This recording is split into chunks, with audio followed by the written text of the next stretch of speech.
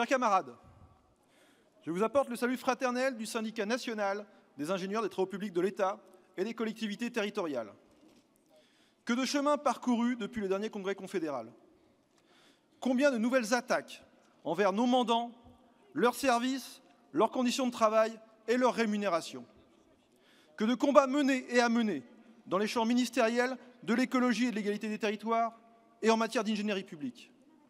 Pour lutter contre la poursuite de la dérive des continents, multiplication des agences et établissements publics, interministérialité galopante, j'en dirai deux mots, transfert et suppression de missions diverses,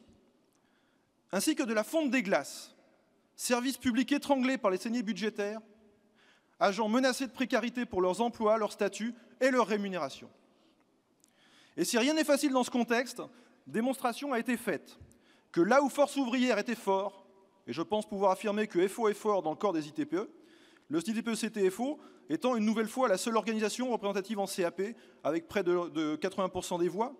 nos mandants sont encore maîtres de l'écriture de leur destin, y compris face au rouleau compresseur de la DGFP, la fonction publique, souhaitant banaliser les compétences des fonctionnaires, affaiblir leur gestion statutaire, dégrader leur rémunération et détruire ce qu'il reste de l'ascenseur social. Je pense en particulier à la mobilisation historique de 4 corps d'ingénieurs en 2012 derrière la bannière FO et qui ont réussi à échapper à un funeste projet de fusion. Et je tiens à remercier les autres syndicats nationaux FO concernés, la FEDSEFO et la Confédération pour leur soutien dans ce combat qui en appelle malheureusement bien d'autres. Plus largement, mes camarades, les très bons résultats obtenus par FO dans la fonction publique renforcent notre légitimité, mais aussi notre responsabilité pour occuper en première ligne le front des instances de dialogue social autour de 2 objectifs partagés. Défendre le service public, garant de l'unicité de la République, aujourd'hui en danger, et de l'égalité de traitement des citoyens,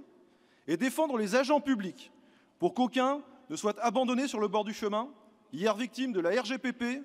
aujourd'hui soumis, via la modernisation de l'action publique, le pacte d'irresponsabilité et la déforme territoriale aux plans sociaux qui n'osent dire leur nom. Un front dont je peux témoigner qu'il a été résolument occupé par la FEDSEFO dans la sphère ministérielle de l'écologie et de l'égalité des territoires, avec à la clé des résultats historiques lors des élections de décembre 2014, Jean a pu en parler tout à l'heure, ainsi que par les 4 fédérations, FETS, FAGE, FO Finance et FNEC, représentées dans les directions départementales interministérielles, les fameuses directions départementales interministérielles, DDI, construites en 2010 sur les cendres des DDE, des DAF, des DAS, etc. Ce nouveau front interministériel, nous ne l'avons bien sûr pas demandé, nous l'avons même dénoncé, mais nous l'avons résolument occupé. Oui, dès lors que ce front était mis en place, nous devions y être présents pour peser,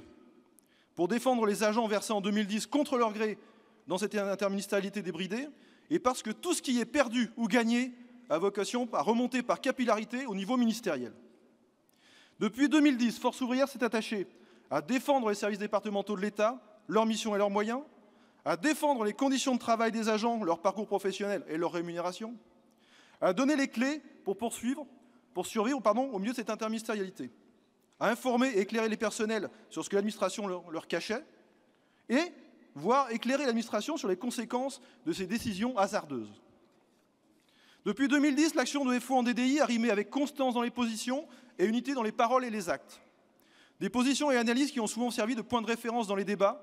dans les actions intersyndicales et de point d'appui pour obtenir des avancées et limiter les dégâts. Des positions et analyses régulièrement reprises dans les médias. Et je tiens bien entendu à remercier au passage Jean-Claude Maillet et Pascal Pavageau pour l'écriture du fameux « Il faut sauver le service public »,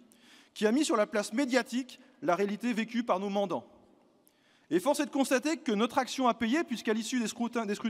du 4 décembre 2014, les 80% d'électeurs en DDI, oui 80%, qui se sont massivement exprimés dans les urnes, ont clairement placé FO comme la première organisation en voix, avec une progression de 5 points depuis 2011, et en siège, avec désormais 4 sièges au sein du comité technique placé auprès du secrétaire général du gouvernement. Je vous remercie. À l'aube du lancement d'une nouvelle étape de tentative de démolition du service public et de droits des fonctionnaires, revue des missions de l'État et des formes territoriales en première ligne, il nous revient la responsabilité d'occuper et de bien occuper ces sièges durant les 4 années qui viennent. Et pas qu'au niveau départemental, mes camarades. Parce que ce qui se préfigure avec la déforme territoriale, c'est bien un raz-de-marée sur les directions régionales de nos ministères. Alors pour que le service public ne prenne plus l'eau, pour que la raison reprenne enfin le dessus sur les décisions, pour que les agents reprennent espoir, pour que l'État territorial reprenne du poil de la bête et pour que la République reprenne ses couleurs. Vive Force ouvrière!